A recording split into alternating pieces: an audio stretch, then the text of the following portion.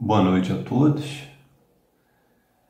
É com muita honra e muita alegria que mais uma vez me dirijo a vocês dentro desse projeto ABEBM TV ano 2022 para apresentarmos mais um tema para os comentários dos amigos. Estamos em 26 de dezembro de 2022. Acabamos de comemorar o Natal, o nascimento de Jesus. Mas o título dessa noite, por mais paradoxal que seja, tem o seguinte tema: os apóstolos de Jesus antes e depois da crucificação. Aí parece um paradoxo, né? Mas isso vem demonstrar o que significa um ciclo depois do outro. Vida, morte, vida, morte, vida, morte, no aspecto físico. Porém, o que se quer demonstrar esta noite é que o espírito é imortal, independentemente da magnitude que esse espírito tenha. Pode ser um espírito simples como nós, comuns dos mortais, pode ser um espírito magnífico como esse de Jesus Cristo. Mas se a matéria tangível perece, o espírito, no entanto, permanece. E é disso que nós vamos falar essa noite. Bem, Emmanuel, com Chico Xavier, elaborou o livro A Caminho da Luz. E já no seu capítulo 1, chamado A Gênese Planetária, conta que apenas em 2 oportunidades os espíritos superiores, aqueles que têm a rédea, aqueles que coordenam, aqueles que supervisionam, aqueles que de fato determinam os destinos de cada planeta, se reuniram 2 vezes. Uma antes da criação do planeta Terra, decidindo como seria, e aí o descolamento da nebulosa solar fez surgir o nosso planeta. Provavelmente no sistema solar, os 9 planetas, independentemente do nome que dão hoje a Plutão, foram formados. Então é o sistema solar. Nesse aspecto, nessa primeira reunião, se decidiu o que seria a gênese planetária, referente ao planeta Terra, e que Jesus Cristo seria o seu governador. Essa foi a primeira vez. A segunda vez em que essa mesma comunidade de espíritos puros ligados diretamente a Deus se reuniu, segundo o livro A Caminho da Luz, foi para decidir sobre a vinda de Jesus Cristo ao planeta Terra para implantar neste planeta o Evangelho. Não como aquele do Velho Testamento, mas sim o Novo Testamento, como registrado pelos 4 evangelistas, mostrando para nós que esse Deus cruel, vingativo, esse Deus enérgico, esse Deus severo, descrito no Velho Testamento, for exatamente descrito dessa forma porque a evolução moral da humanidade à época da redação por Moisés do Pentateuco e das leis dos hebreus se correspondiam. Precisava ser desse jeito, precisava se expressar dessa forma.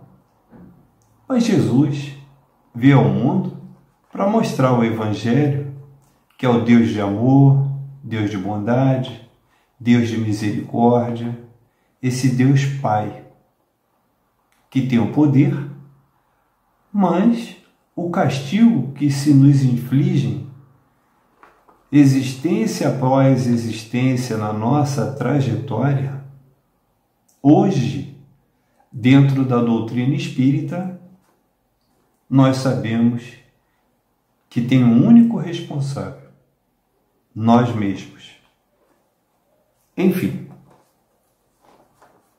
o tempo passou, o planeta se formou e a humanidade e todos os reinos floresceram e eis o que se conhece, né? Mas vamos à questão de Jesus.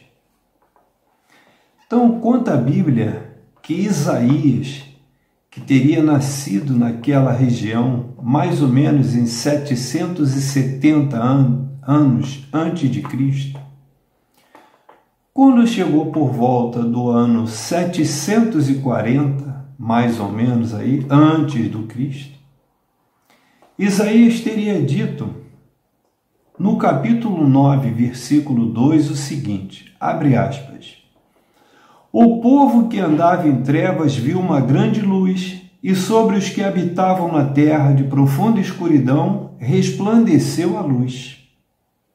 Mais adiante, o mesmo Isaías, nesse mesmo capítulo 9 do seu livro, no versículo 6, aponta o seguinte, abre aspas, porque um menino nos nasceu, um filho se nos deu, e o governo estará sobre os seus ombros, e o seu nome será Maravilhoso Conselheiro, Deus Forte, Pai Eterno, Príncipe da Paz.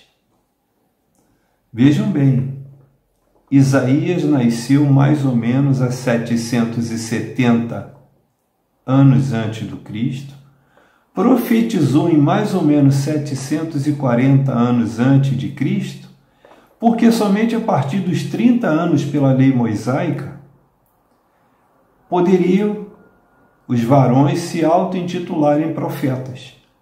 Então, por isso decorreram 30 anos entre o nascimento e ele fazia essa declaração. Dentro disso, dessa expectativa,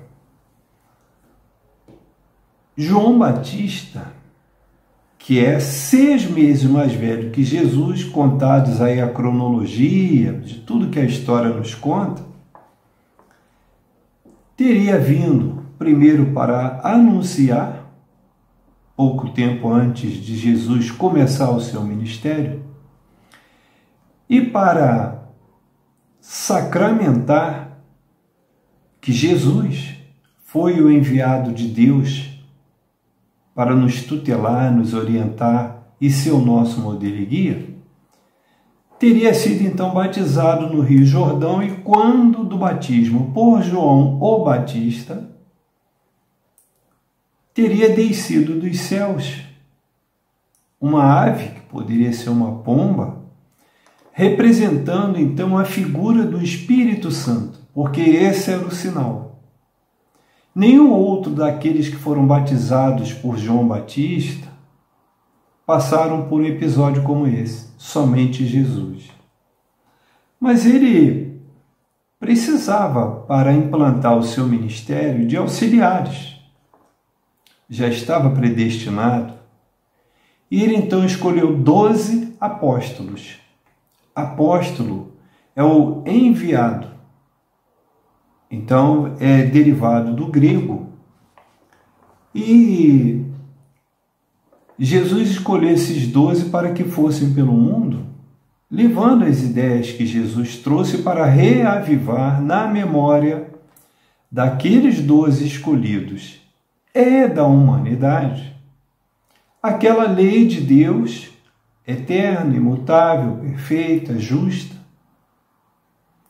que a humanidade já estava esquecendo e já vinha se perdendo na barbárie. Então, Jesus foi apontando, chamando e sendo seguido por Pedro, André, João Evangelista, Tiago Maior, Tiago Menor, Mateus, Filipe, Bartolomeu, Simão Cananeu, Judas Tadeu, Judas Iscariote e Tomé. Então, a missão que eles teriam seria de propagar, difundir, levar adiante as ideias que o Cristo trouxera e exemplificara, não só com o poder para fazer milagres e prodígios, mas, acima de tudo, de conscientizar a humanidade daquela época de que eram chegados os novos tempos. Era o tempo da fraternidade, da solidariedade, da caridade, do amor, elevado à sua enésima potência. Mas Simão Pedro, por exemplo, tremeu e afundou nas águas quando Jesus disse: venha. Simão Pedro não teve a fé necessária. Esse registro está lá no Evangelho de Mateus, no capítulo 14, versículos 22 e 23. Depois, o mesmo Simão Pedro negou Jesus por 3 vezes diante dos opressores. Jesus já havia sido preso e já dentro do templo, Pedro, de fato, Simão Pedro, negou por 3 vezes e Jesus previra que ele negaria por 3 vezes até que o galo cantasse. E na madrugada, quando o galo cantou, anunciando a alvorada, Pedro então deixou o templo e lá fora chorou amargamente. Essa passagem, inclusive, está registrada nos 4 evangelhos. Vejam bem, está lá em Marcos, capítulo 14, versículos 66 a 72, Mateus, capítulo 26, versículos 69 a 75, João, capítulo 18, versículos 25 a 27 e Lucas, capítulo 22, versículos 54 a 62. Então, isso dá bem uma ideia de que mesmo os apóstolos que deveriam seguir Jesus como seguiram a partir da primeira hora em que o convite fora feito, ainda assim, encarnados, eram tementes não só de Deus, mas de tudo que estava à sua volta pela opressão que vinha não só dos romanos, que na verdade desprezavam os judeus, mas principalmente dos comandos que vinham a partir do Sinédrio, pelos doutores da lei, pelos sacerdotes, os escribas, dando especial destaque para os fariseus e saduceus, 2 dos grupos contidos entre os hebreus, que tinham proeminência lá no templo de Jerusalém.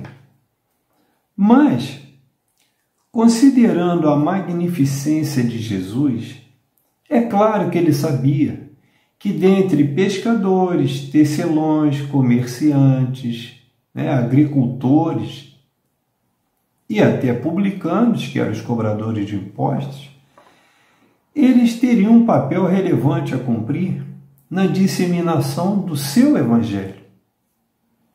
Então, eles foram escolhidos pelo próprio Mestre.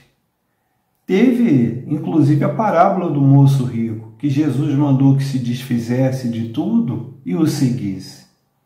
E esse moço pediu um tempo para ir em casa pensar e não voltou. Ao contrário, o querido Zaqueu, que hoje tem o nome de Adolfo Bezerra de Menezes e é o patrono da nossa instituição, não só distribuiu metade daquilo que já possuía, como da outra parte foi liberando, dividindo entre os familiares, amigos, pagando as dívidas, resolvendo tudo, e dali seguiu Jesus. E foi seguindo, e as reencarnações vieram acontecendo daquelas conhecidas, e nós temos um exemplo de abnegação, solidariedade, fraternidade, caridade, amor puro pelo próximo. Isso Zaqueu fez, e nós temos notícias até os dias de hoje. Quanto aos outros apóstolos, temos registros na história. Mas esse Zaqueu, está bem pertinho de nós para nos conscientizarmos todos os dias daquilo que é o certo para fazer. Pois bem, Jesus não se cercou somente dos 12 apóstolos.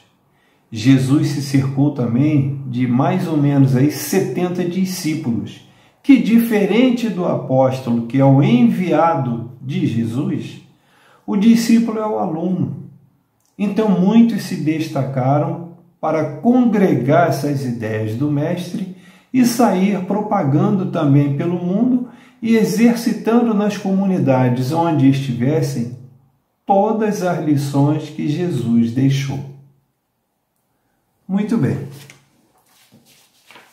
Com as ações de Judas Iscariotes, que acreditou na versão apresentada pelos sacerdotes, que lhe presentearam com 30 moedas, a justificativa para Judas é que Jesus, por ser considerado um revolucionário ante as ideias arcaicas e arraigadas do templo, ficaria preso apenas no período considerado das festas da Páscoa, e depois Jesus seria libertado. Esse foi o ardil que utilizaram, e Judas, que era um dos mais instruídos dentre os 12, então aceitou essas 30 moedas porque sabia da necessidade de numerário, porque independente daquilo que era doado, havia necessidade permanente de entrada de moedas para custear as viagens, a alimentação, a benemerência, a beneficência de todo esse grupo que estava no entorno de Jesus. Mas, quando percebeu a extensão do mal que fora feito e que ele fora um dos artífices desse mal contra Jesus, Judas Iscariote, então, correu e enforcou-se. Não sem antes devolver no templo as 30 moedas de prata.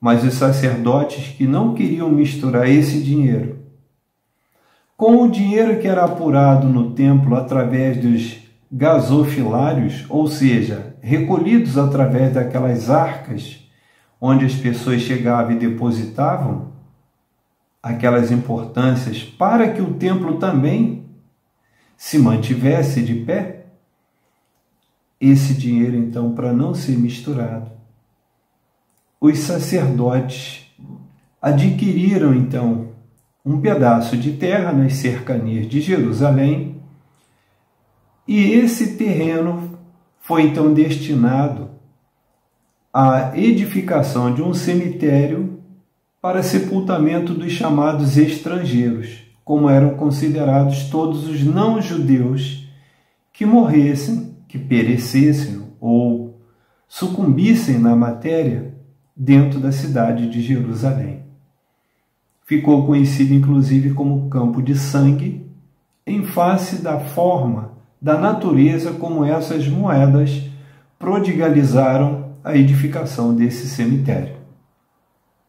Então, para se ter uma ideia, nem mesmo os romanos, que subjugaram a Palestina a partir do ano 64 a.C., com as legiões comandadas pelo general Pompeu, estavam preocupados em exterminar os judeus, até porque era dos impostos pagos por eles, cobrados pelos publicanos, que eram os judeus nomeados pelos romanos através de um processo de concessão, como se houvesse uma licitação para que determinada região estivesse sob a responsabilidade de cada um dos publicanos, como foi com Levi, que era publicano e mudou o nome para Mateus, como aconteceu também a partir da morte de Judas Iscariote, foi escolhido um outro apóstolo, e aí foi escolhido Zaqueu, que passou a ter o nome de Matias,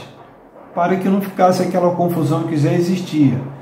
Simão Pedro, Simão Cananeu, Tiago maior, Tiago menor, Judas Tadeu, Judas Iscariote. Então, como isso já devia estar incomodando Zaqueu, que queria ter o nome de Mateus também, passou a ser Matias.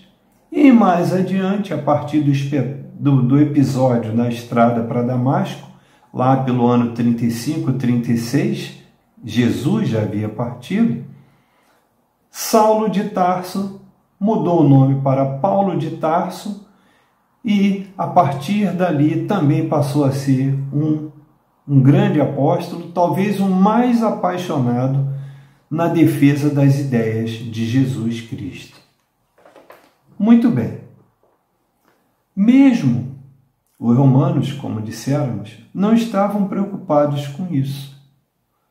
Eram representados por Herodes, que já Herodes Antipas, porque o outro Herodes, o Herodes pai, já havia sucumbido na matéria, então já havia desencarnado, e fora ele que mandou, por ordem do romano, coordenou o censo e queria procurar Jesus.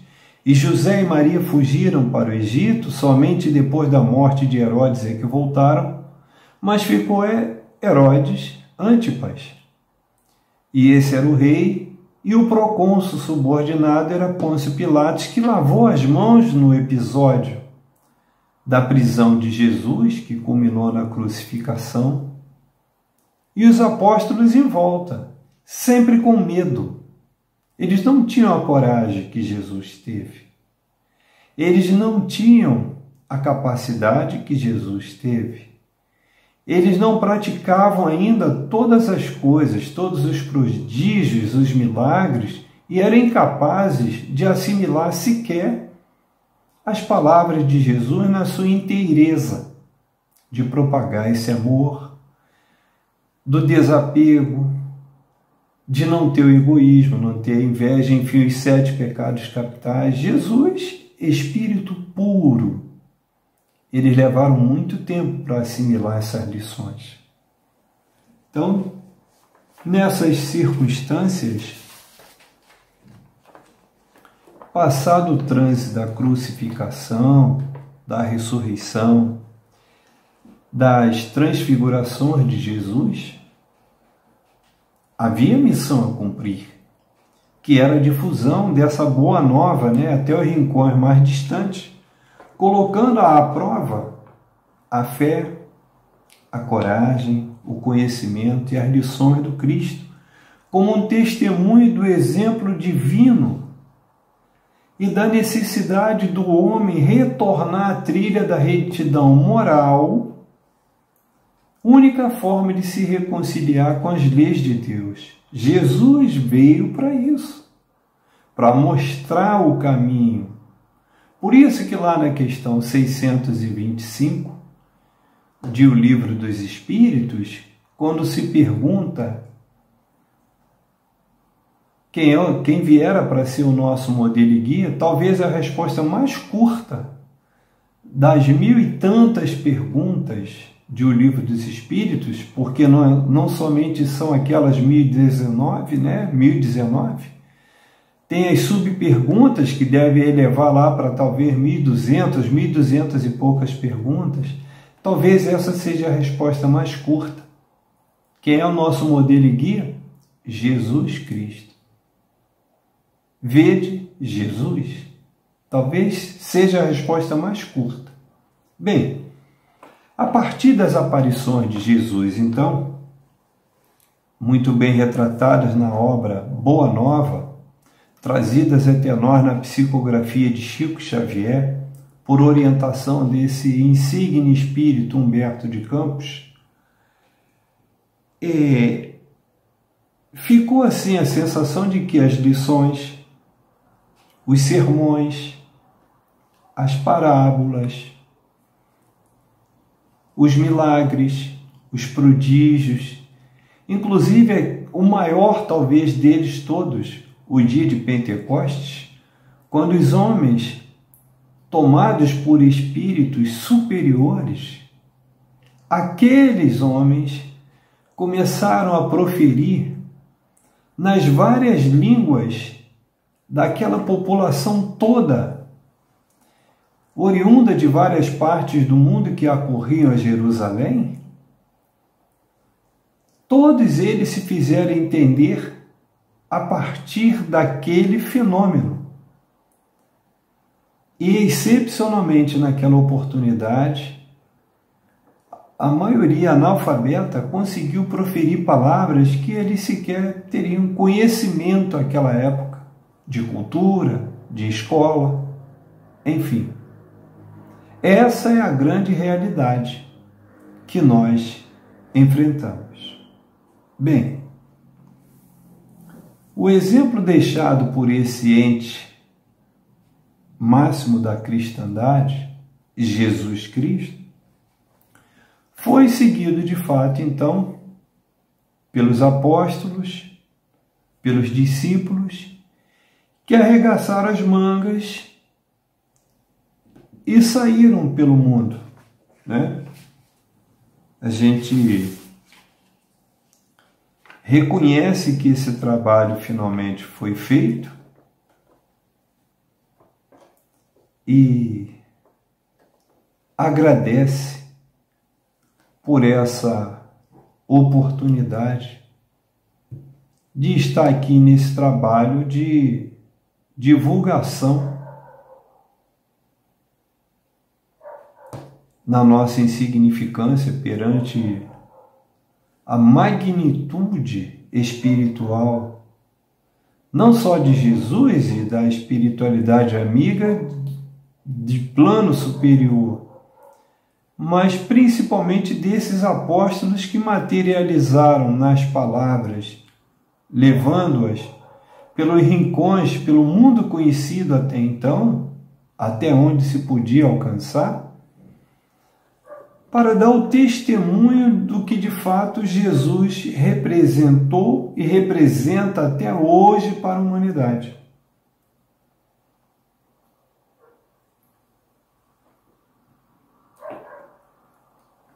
Então, esses personagens já inseridos na história, enquanto encarnados, passaram por todos os sentimentos menos dignos da pequenez humana, mas para Jesus eram aqueles os escolhidos para levar a palavra. Então, tornados pescadores de homens, cumpriram a missão e hoje, com as biografias retratadas em tantas obras, se reconhece o quão importante foram para que o cristianismo nascente fosse um referencial permanente para todos nós. Então, Pedro, André, Jesus Evangelista, Tiago Maior, Tiago Menor, Mateus, Filipe, Bartolomeu, Simão Cananeu, Judas Iscariote, Judas Tadeu e Tomé, pelo referencial que se tornaram, muito obrigado. Do fundo do nosso coração, muito obrigado. E graças aos 4 evangelistas, com a sua linguagem, com as suas dificuldades, com todas as imposições da época, conseguiram retratar, de uma forma que está registrada na Bíblia Sagrada, as passagens de Jesus. Claro que não haveria livro na face da terra que pudesse conter tudo aquilo que significou Jesus Cristo para toda a humanidade. Mas eles fizeram o que era possível. E aos hebreus, a nossa gratidão, porque eles guardaram a Bíblia, o Velho Testamento, o Novo Testamento, e a Igreja nascente se responsabilizou, se incumbiu de trazer até nós essa história magnífica que é a trilha que nós temos que seguir. Então, que possamos, com a nossa fé e esperança, auxiliarmos no alcance de nosso máximo esforço no trabalho de divulgação dessa boa nova de luz e paz. Bem, se voltássemos no tempo, veríamos que tanto lá ao tempo de Jesus na Palestina, quanto hoje, os 7 pecados capitais se manifestam. Estamos encarnados, a condição humana o permite, então, naquilo que se convencionou chamar de véu de esquecimento, não nos damos conta de quantas vezes nós já reencarnamos e essas lições ainda não foram assimiladas na sua plenitude. Infelizmente para nós, vamos amargando mais uma existência.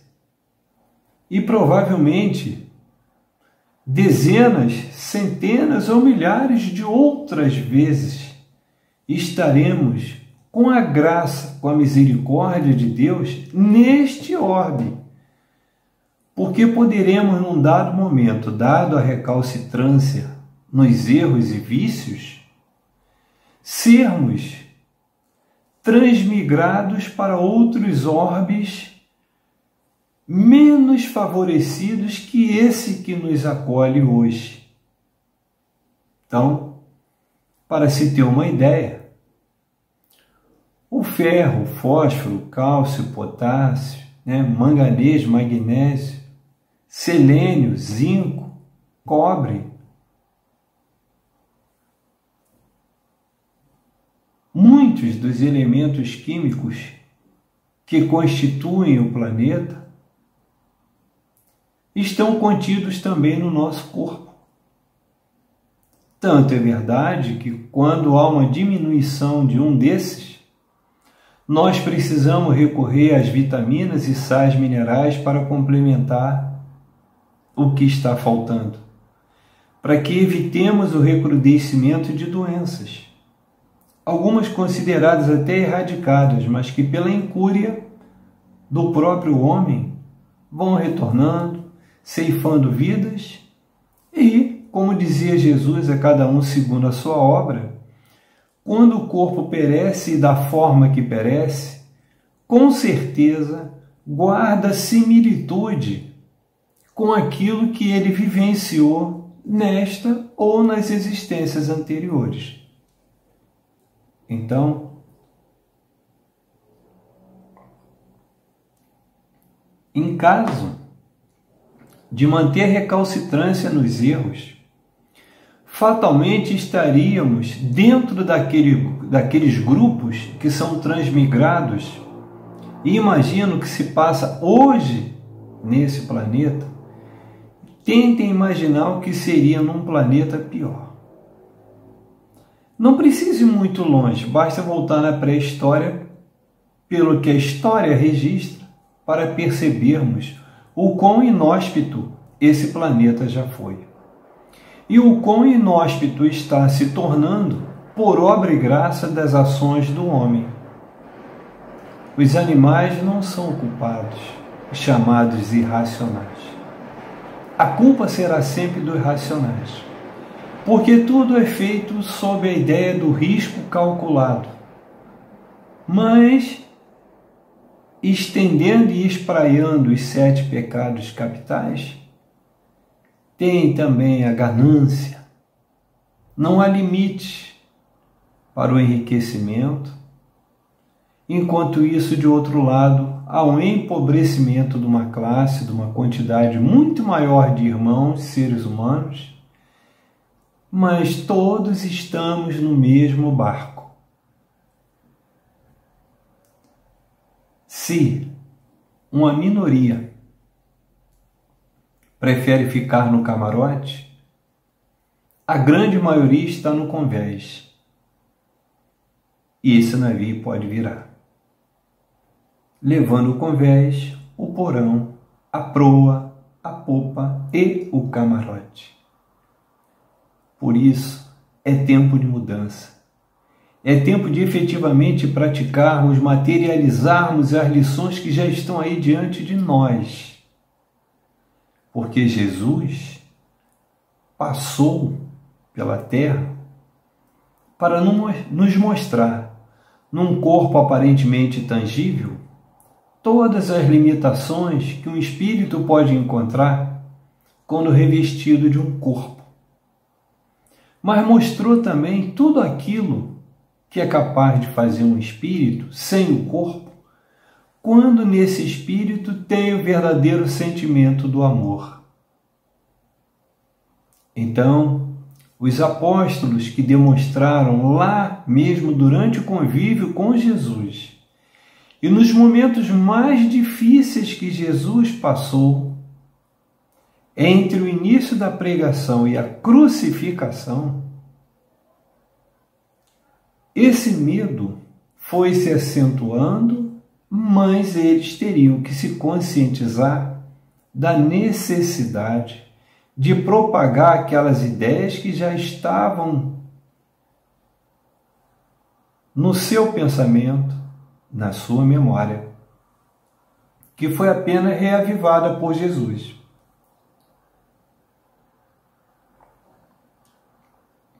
Agora, daquele tempo, quantos apóstolos estão encarnados entre nós? Daquele tempo, quantos de nós estamos reencarnando sucessivamente até os dias que correm e as lições desse mestre maravilhoso vão se repetindo e a gente insistindo em não praticar e em não propagar essas ideias? Fica então o registro e, apesar de estarmos ainda no mês de dezembro de 2022,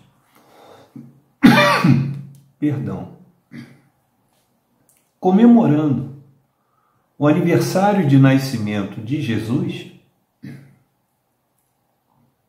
o tema proposto que nos coube nesta data, nesta noite, foi exatamente para que percebamos que a qualquer momento estaríamos ou estaremos diante do juízo final.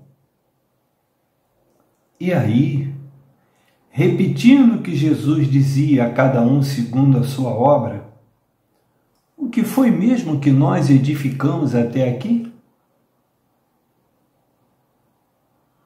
Fica a reflexão. Não é cobrança, até porque eu, na minha insignificância, não tenho esse poder, mas faz parte da rodada de estudos.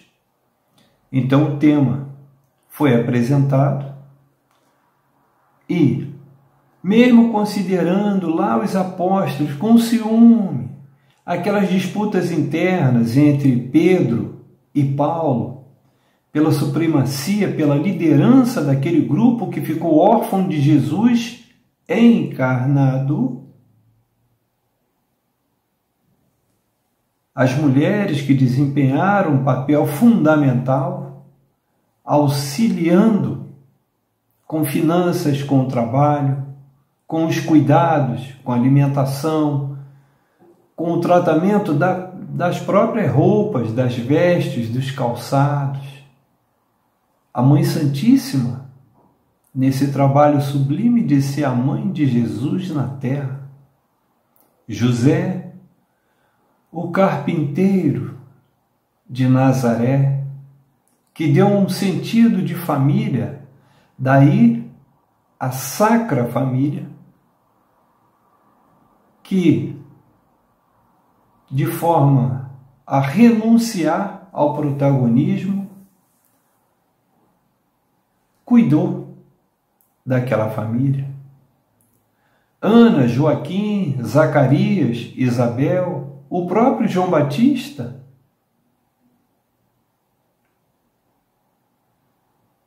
primo de Jesus, que o batizou nas águas do Rio Jordão, e é uma tradição que é cultuada até os dias de hoje.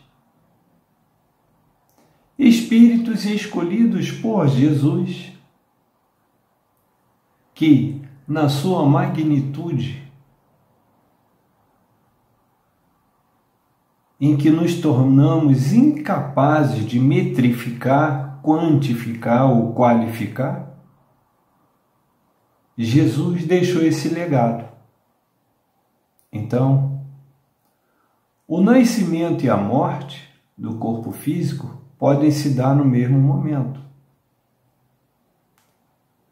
Talvez por isso, dentro da programação, quando se fala da celebração do nascimento, estamos aqui a falar da crucificação, que para o calendário da humanidade seria no mês de abril. Mas isso mostra que a qualquer momento, como disséramos há pouco, podemos estar diante do juízo final.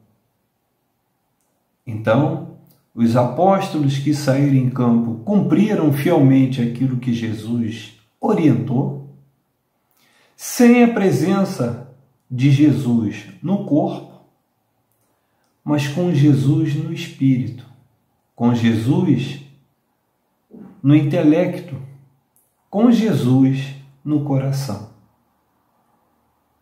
Então, agradecendo mais uma vez por essa oportunidade de trabalho, fortalecido na convicção de que o caminho é este, que precisamos praticar mais e mais e mais, e assimilar mais e mais e mais todas as ideias deixadas por Jesus Cristo, é que nós encerramos a apresentação dessa noite.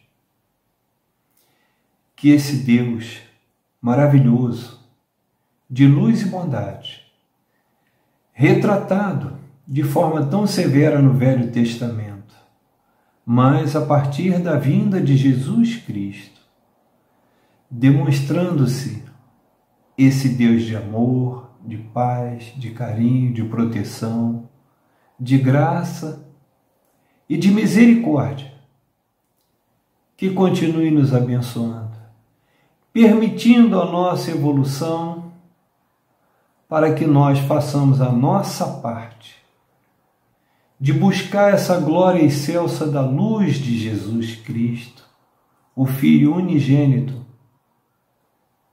e que neste Natal, envolvidos todos nós nessa energia benfazeja, nessa aura de luz e paz, possamos nos conscientizar de que orai e vigiai significa estudar, aprender, trabalhar, produzir, mas acima de tudo, praticar esse amor exemplificado por Jesus. Muito obrigado por essa oportunidade e a todos vocês, o meu muito obrigado. Boa noite.